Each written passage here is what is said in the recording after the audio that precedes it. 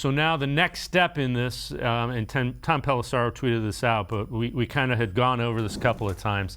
The NFLPA now has 2 days to respond to the appeal, and Roger Goodell will determine who hears this appeal.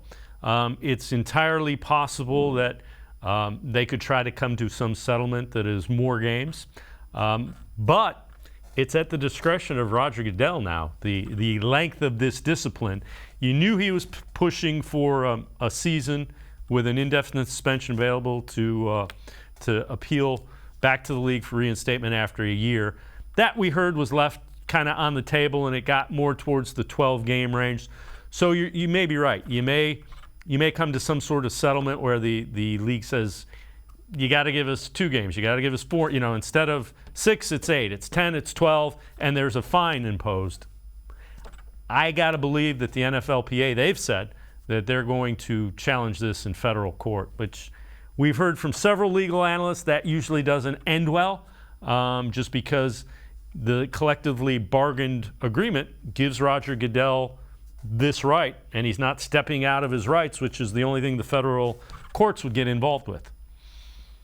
Right, and that's where, again, this gets messy. And I go back to Judge Robinson's opinion, and I think that's where, the NFLPA, I guess, can make some arguments that maybe this is just because that this was a process that both parties had agreed to, and the NFL just deciding that they're just going to go with their own right, which, again, they have the right to, which then, again, you have to call into the players, like, well, why did you agree to this? Why did you say that, like, you're going to let this process happen?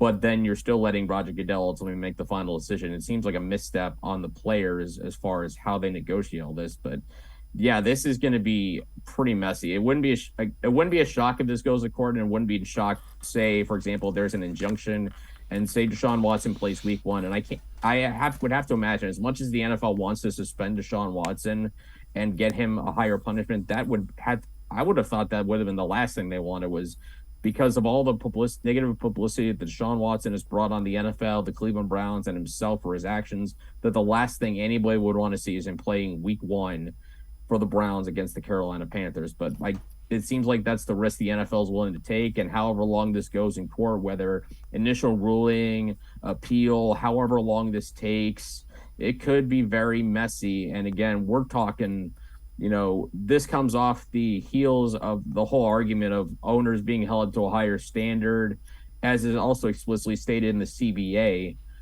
And we really have not seen much punishment in that way outside of what happened to Dolphins owner Stephen Ross yesterday. So this is getting towards gray area territory, and it's going to be like I said, this process is going to get cloudier, and it's just going to get longer.